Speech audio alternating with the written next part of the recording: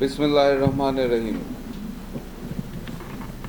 খেলাফতে রাশেদা বাংলাদেশ আয়োজিত আজকের এই আলোচনা সভার সম্মানিত সভাপতি, মঞ্চে উপবিষ্ট আজকের প্রধান অতিথি, আমার ভাই রাজপথের সঙ্গী ভিপি নুরুল হক নূর, মঞ্চে উপবিষ্ট বিভিন্ন পর্যায়ের জাতীয় নেতৃবৃন্দ, খেলাফতে রাশেদার নেতৃবৃন্দ, আমার সামনে উপস্থিত সংগ্রামী সাথী এবং বন্ধুগণ, মিডিয়ার ভাইয়েরা, আসসালামু আলাইকুম।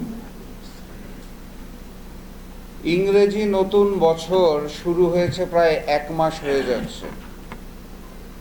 গতকালকে ভারত থেকে নরেন্দ্র মোদি আমাদের ইউনূস সাহেবকে নতুন বছরের শুভেচ্ছা জানিয়েছে, প্রায় 1 মাস পার হয়ে যাবার পর। আমার প্রশ্ন জেগেছিল যে এতদিন লাগলো কেন শুভেচ্ছা জানাতে। পরে আমার মনে পড়ল, আওয়ামী লীগ যারা তাদের নতুন পিতা সৃষ্টি করেছেন ডোনাল্ড ট্রাম্প, আগে ছিল শেখ মুজিব, নতুন পিতা বানিয়েছেন ডোনাল্ড ট্রাম্প। সেই ডোনাল্ড ট্রাম্প আমেরিকায় দায়িত্ব গ্রহণ করার পর নাকি কি ঘটে যাবে, ইউনূস সরকারকে পালাতে হবে, আমাদের নাকি জানাজা হবে না, কি জানি স্বপ্ন দেখছিল আওয়ামী লীগ, এবং সেই স্বপ্ন নরেন্দ্র মোদির কাঁধেও ভর করেছিল। তিনি অপেক্ষা করেছেন, ডোনাল্ড ট্রাম্প শপথ গ্রহণ করেছেন, মোদি সাহেবের সাথে ফোনে আলাপ করেছেন, করে স্পষ্ট ভাষায় জানিয়ে দিয়েছেন বাংলাদেশ একটা আলাদা দেশ, ওইখানে তো আমি কিছু করতে পারবো না বাবারা। নরেন্দ্র মোদির মনটা খারাপ হয়ে গেল, আর তো কোনো উপায় নাই।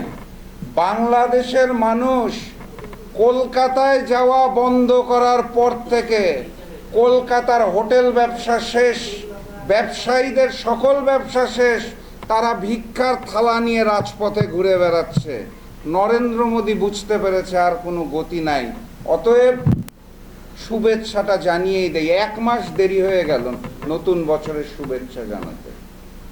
আর ওইদিকে ভারতের আরেক নেতা, তার নাম হচ্ছে অমিত সাহা, অত্যন্ত অহংকারী সুরে উনি জানিয়েছেন 2 বছরের মধ্যে দিল্লি থেকে নাকি সকল বাংলাদেশিকে উনি তাড়িয়ে দিবেন, বিতাড়িত করবেন। আমি নরেন্দ্র মোদি এবং অমিত শাহকে স্পষ্ট ভাষায় জানিয়ে দিতে চাই, অহংকার করবেন না।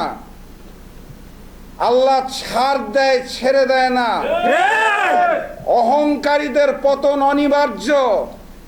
অতিরিক্ত অহংকার করলে দিল্লি থেকে বাংলাদেশিদের তাড়াতে হবে না, পৃথিবীর মানচিত্র থেকে হিন্দুস্তানকে তাড়িয়ে দেব। অহংকারের পতন অনিবার্য। আপনারা শেখ হাসিনাকে দেখে মনে হয় কিছু শিখতে পারেন নাই। বাংলাদেশকে ভারতের করদ রাজ্য বানিয়ে ভারতের তিলকওয়ালি মুখ্যমন্ত্রী শেখ হাসিনাকে আপনারা মসনদে বসিয়েছিলেন নিজেদের সুবিধার জন্য। সেই শেখ হাসিনার পতন থেকে আপনারা শিক্ষা নিতে পারেন নাই, এখনো ওপার থেকে হুঙ্কার দিচ্ছেন। আপনাদের মিডিয়ারা বানরের ভেংচি কাটছে, বাংলাদেশের বিভিন্ন অংশ দখলের হুমকি দিচ্ছেন। বাংলার তৌহিদি জনতা চুপ করে বসে থাকবে না, গলার টুটি চেপে ধরবে, 7 সিস্টার খণ্ড বিখণ্ড হয়ে যাবে। দৈনিক আজকের বাংলা .net